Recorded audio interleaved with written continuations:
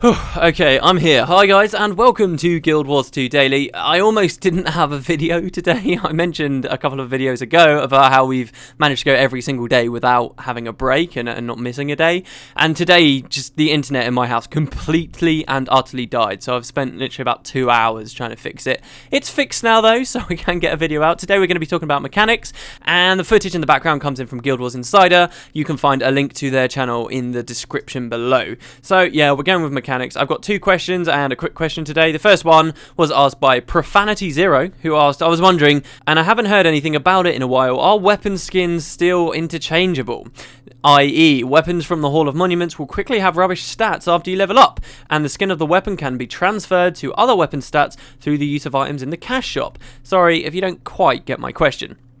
Yes, these things are still transferable. This is the system known as Transmutation in Guild Wars 2. It sparked a lot of controversy when it was first announced. So, Guild Wars 1, going back to that, as I always do, as I do best, in Guild Wars 1, there was a very low ceiling for gear being max stats, okay? So, you could quite quickly hit the level cap and find max level gear at the same time. And what this meant was, among other things about reducing grind, it meant that pretty much any skin that was in the game, you could choose and you could use, and it would be viable because most weapons and most gear was all at a max stat level anyway. There are a couple of exceptions for some types of armor, but in general, pretty much anything, if you like the look of it, you could find an equivalent of it that had really, really good stats on it. Guild Wars 2 is now going with a much higher level cap, and as a result of that, it also means there's many more thresholds of power that gear can have. So your first gear might, a number pulled out of my arse, have 20 points on it, but by the end of the game, you might have armor that's giving you 1,000 points worth of armor, and that's a lot more variation there. And because of this, in Guild Wars 2, there is a chance that you'll find a skin early on in the game, maybe your starter armor. It might look like rags, and it might not be designed to look very impressive, but it's something you personally like. But this armor could theoretically then have never been viable in endgame scenarios, and a lot of MMOs do that, and they tell you that you have to get rid of certain things, and that forces players to make a decision whether they really like the skin or whether they're going to have to go for the actual viable stats on their character. And most of the time we're kind of forced to go with the statistical benefit. If you're clearly not wearing armor that's appropriate for your level, not only are you going to start getting annihilated by endgame monsters, but people aren't going to choose you for playing dungeons, and they might not like the sight of you at dynamic events.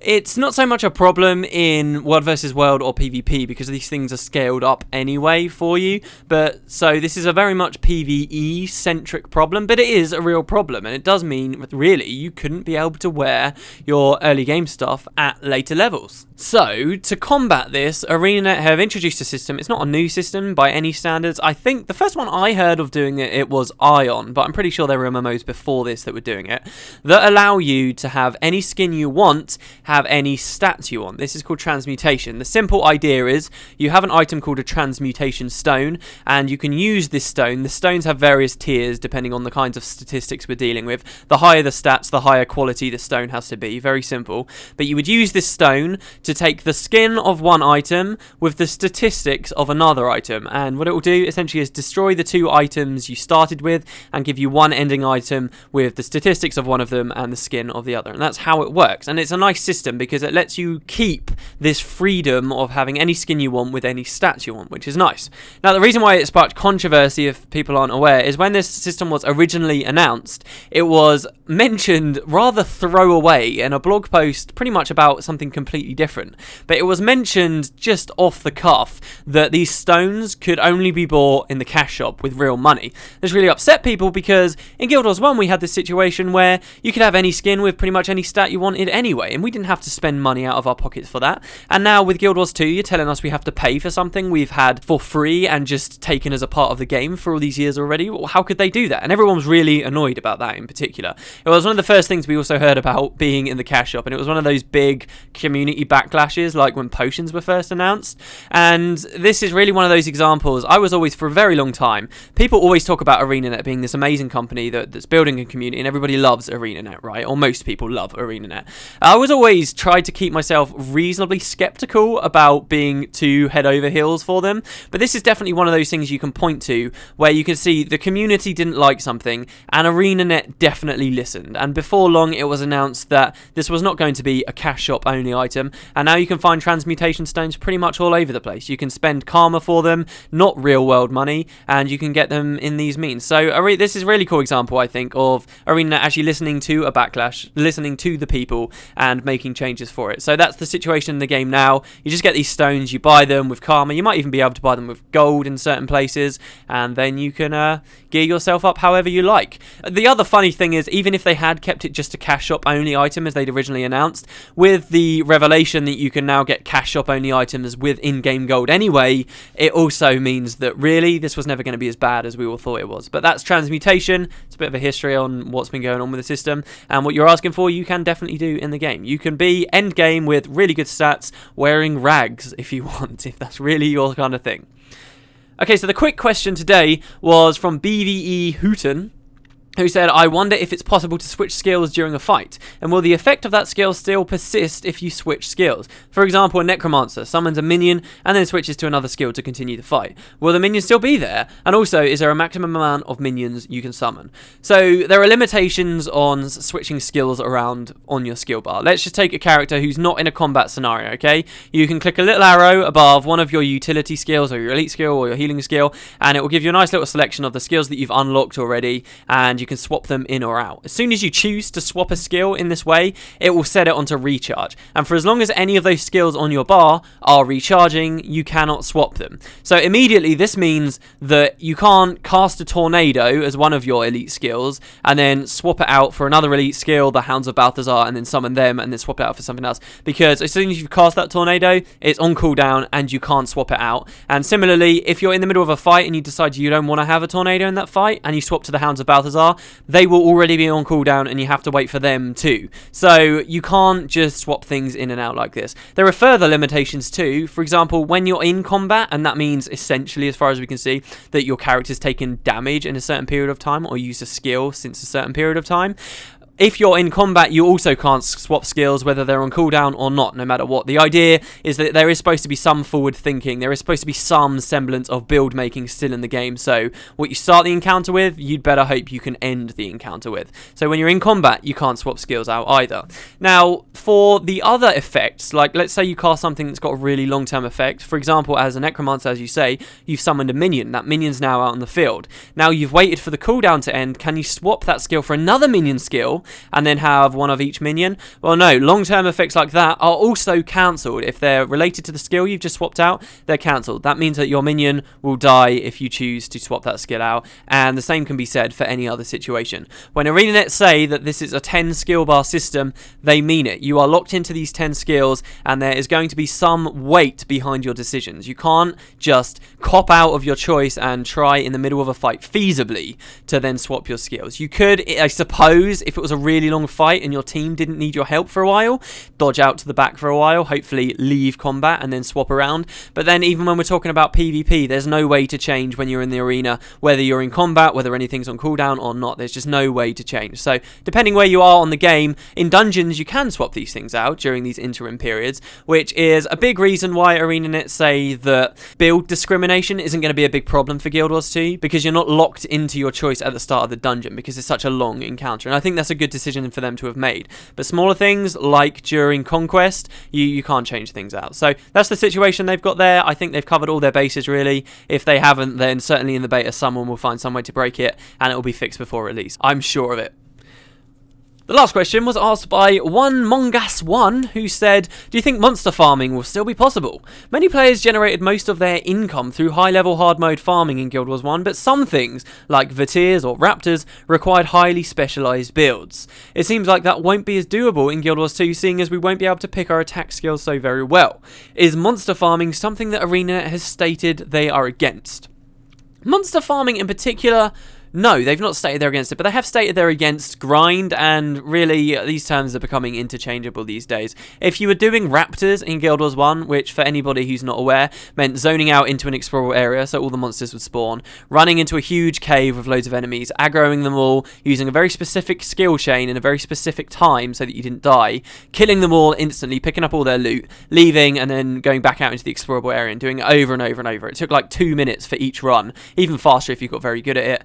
and you would just do it pretty much for hours and hours on end. It was grind, and that's what most monster farming is. So I think ArenaNet, since they don't really want grind to be a big part of the game, and they certainly don't want people to be able to grind and then thus inflate prices and force other players to have to grind as well to compete with these kinds of prices, they are trying to remove this kind of thing from the game. And you can just see it seeps through the systems that Guild Wars 2's developed. It hasn't been something simple that ArenaNet have thought, right, we don't want monster farming, let's just not add it. It's not the same as saying, oh, we do want AoE looting, let's just add it.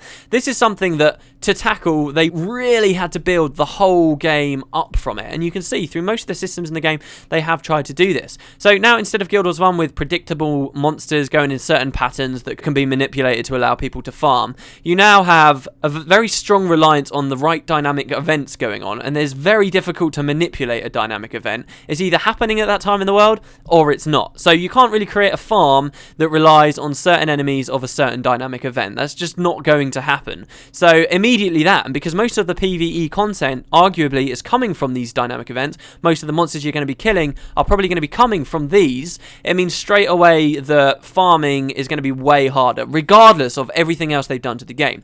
Secondly, yes, there are still roaming mobs that just pick daisies and are there to clutter the landscape and look nice, but even these will be far harder to farm, so to speak, because their spawn rates won't necessarily be that high. They're not necessarily going to spawn in the same location, and most of these roaming mobs, they're not even programmed to attack you on sight, so it's not like you can just run around and gather them all up as easily as you could in Guild Wars 1. You're actually going to have to start engaging with these things, which could take time, and who's to say you can either gather enough enemies up or kill enough enemies in a fast enough amount of time for it to be viable as a farm, whether for experience or items or anything. And then you can look at the combat system as well, which they've built the way they have for obviously many reasons. They like the idea of having a more dynamic game with more interesting combat, so it doesn't get old by the time you're level 75 and you're only playing for the extra level. In fact, that's one of the reasons I'd argue why they've got the flat leveling curve, because now the gameplay itself is going to be much more fun and people won't care about having to grind more and more and more for the extra levels.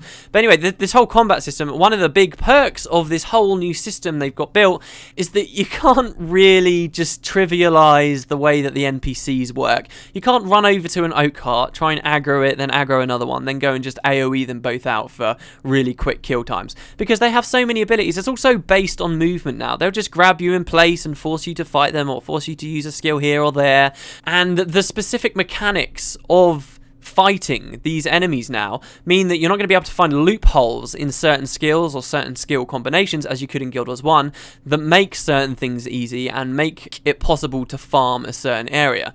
In Guild Wars 2, your skills are locked to essentially what ArenaNet wants them to be. You get choice over many different sets, but they're the ones deciding what goes on these weapons, and some people don't like that. But a perk of it really is, a big fun part of Guild Wars 1 admittedly was figuring out that Raptor build, for example, getting everything lined up perfectly and then just exploding all of the Raptors in a way that clearly ArenaNet had never imagined players would be able to do. That was a lot of fun, but really a nice perk of the new system is that Arena can make sure people aren't going to exploit stuff like this. You've got these certain skills on your bar, and ArenaNet will know what players can do with them, and they're not going to have certain gimmicky aspects to these skills that will be almost impossible to balance, like Shadow Form was in the first game. They've made sure of a lot of things as they've been designing the game from the ground up. Like, for example, there is never going to be something in Guild Wars 2 that affects the recharge on skills, and this way ArenaNet have always got something to fall back on if they need to balance something. They can just change the recharge, and players aren't going to be able to manipulate that in any way. And that's just an example of one, it's a few examples in fact, of many of the different things that have gone into Guild Wars 2 that when you look at the game, as you have here when you're asking your question, and you wonder, can I monster farm? The answer is probably no. There might be things that pop up over the game's inevitably long lifespan, whether it's a successful game or not. It will have a long lifespan, and it will probably be that at certain points during that lifespan, people do find gimmicky things that they can do for farming. But it's not out of ArenaNet's control to nerf those away, and I'm sure that that is what they'll try and do. They're not necessarily against monster farming, and I, as much as they probably can as well, can appreciate the fun part of that. There was something fun about killing all of the Vatirs in all the different ways, and there is a part of that that I probably will miss for Guild Wars 2. But on the whole, I would say, because it's not a part of the gameplay, because grind, namely, is now going to be gone, and ArenaNet are definitely against grind, really, we should all, overall, have a much better experience for it. And I wouldn't expect grind or any kind of monster farming to find its way into the game unless something radically changes at ArenaNet after the game's launch. But there you go, guys. That was Guild Wars 2 Daily. Thank God. Almost syncing it out, as I said. But thanks very much for watching. If you've got any questions for me for another episode, please feel free to leave them down in the comment section below. Beware with the lore questions. I'm telling you the story of Malcor tomorrow. I'm not skipping on that, so we'll probably only have 2 questions tomorrow. But yeah, please feel free to leave any mechanics questions, anything you want, down in the section below. And I guess I'll see you tomorrow. Have a really good evening, guys. And not too long till beta now. Just 1 week.